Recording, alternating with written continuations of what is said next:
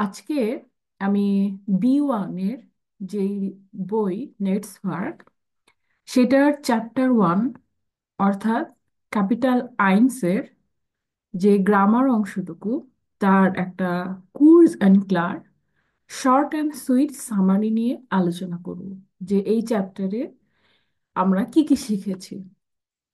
তো কি কি এখানে আমরা বলতে পারবো সেটাও আমরা একটা ছোট করে প্র্যাকটিস করব।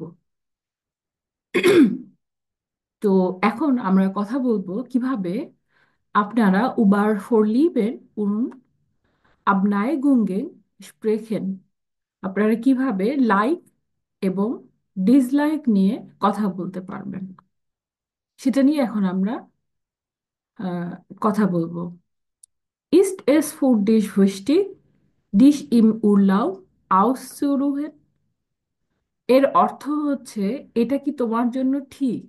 উরলাউবের অর্থ হচ্ছে হলিডে, ছুটি কাটানো। তো অনেক শব্দ আসলে আমি বাংলা আমার মানে খুব সহজে মনে পড়ে না। তো আমি কিছু শব্দ ইংরেজিতে বলবো। আর ইংরেজিতে এই শব্দগুলো আসলে বাংলা ভাষায় খুবই প্রচলিত। আর যেটা আমি বাংলা জানি সেটাতে আমি বাংলায় বলার চেষ্টা করব।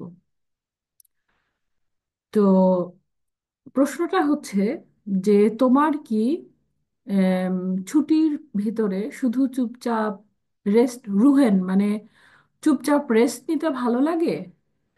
আহ, অনেক ধরনের ক্যাটাগরি আমরা পড়েছি এখানে, উর্লাভ টাইপ 1, 2, 3। কেউ কেউ একই জায়গায় বারবার প্রতি বছর উর্লাভ করতে যেতে পছন্দ করে। উর্লাভ মানে হচ্ছে ছুটি, হলিডে। কেউ কেউ জাস্ট ব্যাকপ্যাকার, তারা হচ্ছে রুকসাক। রুকসাক হচ্ছে জার্মান ভাষায় ব্যাকপ্যাক। রুকসাক নিয়ে বের হয়ে পড়ে তারা, যখন ট্রেন যেখানে যায় সেখানে তারা নতুন নতুন বন্ধু বানায়। এবং কেউ কেউ যারা সারা সপ্তাহ প্রচণ্ড কাজ করে তারা খুবই হেক্টিক উইকের পরে একটু রেস্ট নিতে চায়। তো তারা একটু সি বিচে গিয়ে একটু রেস্ট নিতে চায়, বা কেউ কেউ হয়তো শুধু বাসায় থেকে রেস্ট নিতে চায়। তো এখানে সেটাই প্রশ্ন, east is ফুর dish wichtig, dich im Urlaub auszuruhen? Ja, ich will mich immer im Urlaub ausruhen. একটা হচ্ছে auszuruhen আর একটা হচ্ছে ausruhen। তো এখানে সু হচ্ছে একটা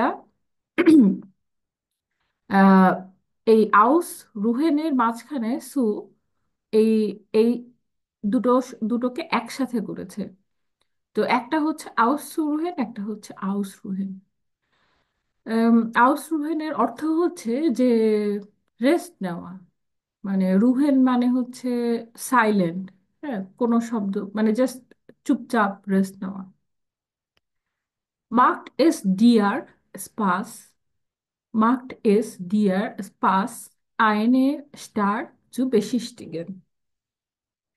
তোমার কি একটা নতুন একটা শহর ভিজিট করা, ভিজিট পরিদর্শন, আচ্ছা তোমার কি একটা শহর পরিদর্শন উম, আনন্দ লাগে?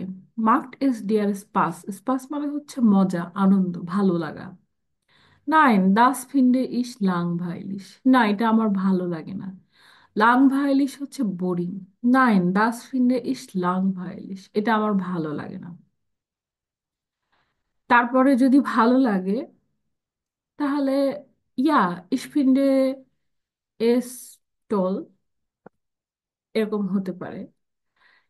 এরপরের প্রশ্ন হচ্ছে ফিন্ডেস টু এস টোল oder langweilig oder angstrein oder schön oder interessant entspannt am Strand zu liegen, zu liegen। তোমার কি এটা ভালো লাগে নাকি বোরিং লাগে, নাকি স্ট্রেসফুল লাগে, নাকি ইন্টারেস্টিং লাগে? আহ, এই আমস্টার্ন মানে হচ্ছে সি বিচ, সু লিগেন মানে শুয়ে থাকা। এই যে বিচের কিছু বেঞ্চ থাকে, তো সেখানে মানুষ দেখা যায় যে বিচে গিয়ে বাংলাদেশে একটা কোকোনাট, একটা নারকেল হাতে নিয়ে শুয়ে থাকে। তো তোমার কি এইটা ভালো লাগে, এই যে বিচের সামনে? তো উত্তর এরকম হতে পারে: ইয়া, ich finde es schön, den ganzen Tag am Strand zu sein. আমার খুবই ভালো লাগে এটা, যে সারাদিন, গানজেন টাগ মানে হচ্ছে সারাদিন, am Strand zu sein মানে বিচে থাকতে, আমার সারাদিন বিচে থাকতে খুবই ভালো লাগে। কেউ কেউ দেখা যায় যে এই ছুটির দিনে হলিডেতে নানান ধরনের স্পোর্টস করে। যেরকম এখানে ইউরোপে স্নোর ভেতরে মানুষ স্কি করে, তারপরে সুইমিং করে। Hast du Lust, sport zu machen? Nein, keine Lust. কেউ কেউ আসলে হলিডেতে স্পোর্টস পছন্দ করে না, আবার কেউ কেউ পছন্দ করে। Hast du vor jedem Tag auszuschlafen? তুমি কি কখনো সারা দিন ঘুমিয়েছো কিনা? schlafen মানে ঘুমানো, auszuschlafen মানে সারাদিন ঘুমানো। তো কেউ কেউ আসলে পছন্দ করে সারাদিন কাজের পরে, মানে পুরো সপ্তাহ কাজের পরে তখন তাদের খুবই রেস্ট দরকার। তো তখন তারা এটা পছন্দ করে। ইয়া, ich versuche jeden Tag auszuschlafen মানে আমি, আই এম লুকিং ফরওয়ার্ড মানে আমি আসলেই এরকম একটা দিন খুঁজছি, অপেক্ষা করছি, যেখানে যেদিন আমি সারা দিন ঘুমাবো। আচ্ছা, তো এইটা গেল আমাদের পছন্দ।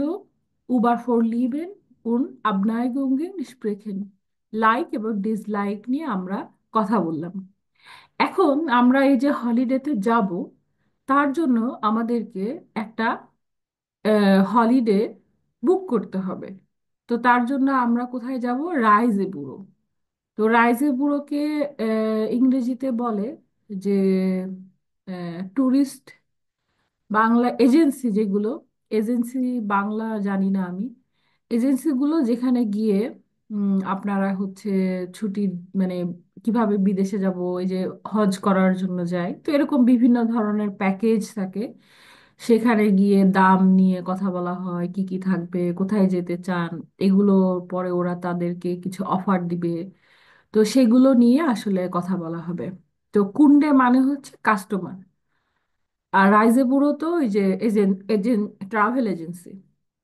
Ich möchte eine Reise nach, আমি ধরে নিলাম Berlin. Ich möchte eine Reise nach Berlin buchen. আমি বার্লিনের জন্য একটা ট্যুর বুক করতে চাই।